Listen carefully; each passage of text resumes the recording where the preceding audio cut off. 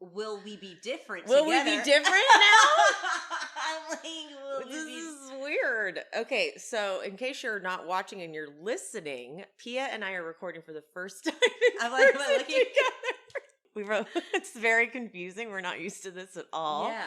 I don't know what to do with my hands. But we are here to discuss Vanderpump Rules. This is for the Patreon. So all you Patreon queens, we're discussing Vanderpump Rules, the New Orleans bachelorette party. This is weird. I know, you're not used to me being right here, and I'm like, you're in my house.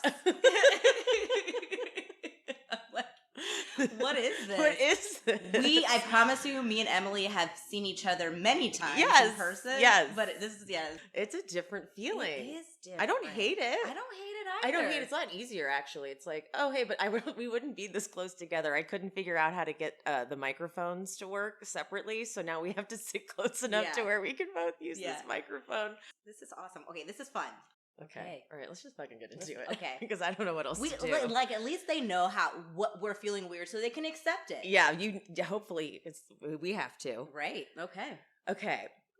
Here's where we're at in this world. Okay. We are previously, for some reason, Stassi picks New Orleans. I thought New Orleans was a really weird choice. For a bachelorette party?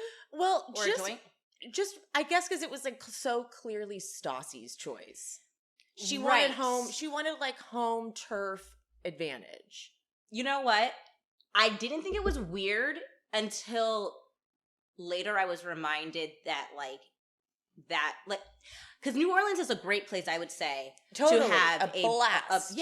A bachelor. I've never been, but I've heard nothing but good things. Totally. So that made sense, but then I had to remember that Stassi is on her redemption tour right now, and she is so desperate to make this perfect for Katie. So I think that she was like, she knows that New Orleans is fun, and she would be the easiest for her to like put together.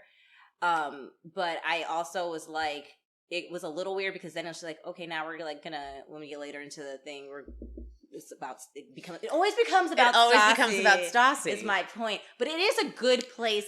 In general. I just thought for them specifically to do that was like, this is a Stassi move. Yeah. Like, I think that was very a dangerous choice for Sheena.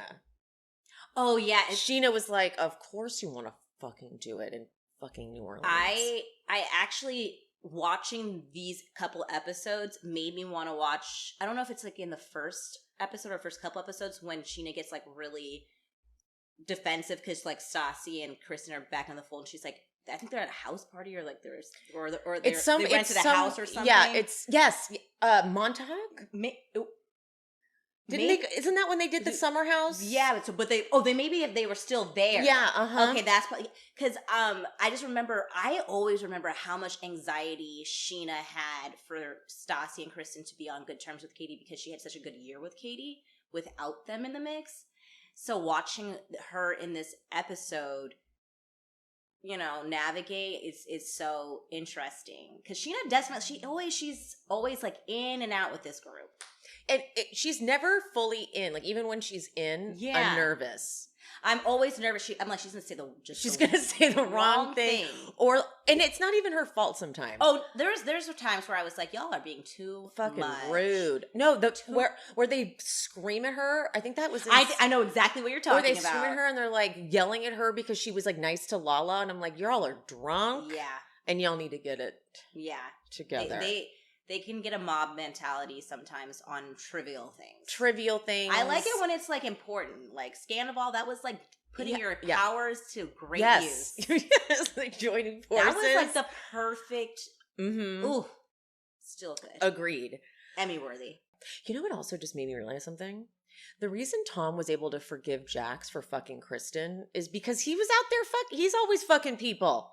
It's annoying because we really allowed Tom Sandoval to just villainize Kristen when they were both. That's why Kristen was so frustrated. She's like, I'm saying I'm bad. She's like, I was cheating on you a bunch of times, and I know you were too. So, like, yeah. Just admit it. Just admit it. Like, stop. Like, yes, Jax was your friend, but, like, Ariana was like in our like friendship group. I'm not friends with her, but it's like it's all close to home. It's all close to home. We're all bad people, but you're trying to make it seem like you're not a bad person at all, and no one is talking about your shit, but you're dragging my shit. I get Kristen. We do. It's like she like watching these back. I'm realizing she's literally owning up to so many things. She's like, "Why do you keep throwing this back in my face?" I'm like, "Yep, that happened. That happened. What did you do?" And he's like, "Well, it doesn't matter what I did because you did that." It's so fucking frustrating. Sandoval like literally dry. I have never liked him. I tolerated him, but rewatching, especially now that we got there's definitive, like, he can't talk his way out of like proof that he's done something terrible. Now, like, rewatching it is just like I hate it even more. Hate him. It's like I cannot stand it. I cannot stand it. It's because I feel like we're like we feel duped, so we're like even more mad at it. Yeah. We're like, this worked on me. How did I not catch this? Yeah. He's such a manipulative psychopath. And even the way Ariana in the reunion for this current or this past season, she was like, "Oh, I know the handbook. You taught it to me, like how to like get the last word." And like I see it watching it back, interrupting, cutting people off, like never not let people finish a sentence. When she said that, she fucking outed his ass. I was like, just go back. What else? What else does he do, Ariana? Tell us everything that Tom has had on the show. You will see that pattern. Okay, so this I have in all caps. This is interesting. When Tom and Tom are talking to Carter and they're like, "Kristen used to be a psycho. She has no place saying anything to us." They always do that. They when something comes to them, they always deflect onto the other person. They always throw the other person's past in their face as a way of just like, it's what Tom said. It's what Ariana said. Like, don't let people finish a sentence. Just immediately like deflect. Yeah, that's my biggest thing with Sandoval. And Carter actually really clocks in. I'm glad he's like smart enough. It's like, it's not about Kristen. So whatever you're telling me is irrelevant to what we're presently talking about. Like, literally. No one cares. That's not the topic. That's not the conversation. Ever. Kristen could have just like killed someone, and that's not what we're currently talking about. We can talk about that at a separate day, but we want to talk about finish this conversation. If you want to pick that back up, sure. Let's finish this conversation first. And then we'll get to whatever the hell then else. You can start a whole new conversation. Yeah. Kristen and I get to sit through this conversation. And she has to, and she will. But what are you trying? Like why can't we finish what we're talking about here? Yeah, but Tom gets that look on his face, like he's just so fucking smug and know-it-all. Ugh, can't stand his stupid face. But I do like Carter's line. It is a classic. Everybody grows up, Tom. You grew up to be fucking Sia. Again, Carter was crushing it. But then Schwartz goes, he's going for the digs. I almost feel like Schwartz said that like he's calling out a play. Like, switch tactics. He's going for the digs. Okay. Vicious mode. Like, let's go. He's going for the digs. He's like, we gotta get. You grew up to be Sia. He's going for the digs. Okay, so we're name calling now. Oh, now we're calling me Sia. All right. It's fucking on. Fucking on. Katie walks up and Schwartz wasted. He's just like, out of nowhere, no context. Dodie was way out of line. And Katie's like, what are you even saying? She's been downstairs. And Schwartz mumbles, "You weren't there, Bubba. You act like a moron and want unconditional love."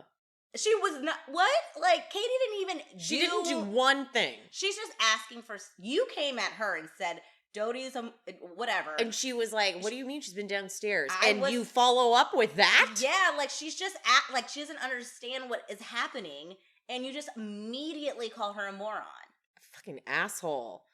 But see, that's the stuff that like, we just expected Katie to put up with that. Yeah. He was doing this on camera. We saw it and we were just like, God, Katie, you're so difficult. And exactly. And then can you imagine how it was when they weren't rolling? Oh, dark, twisted, ugly things were said.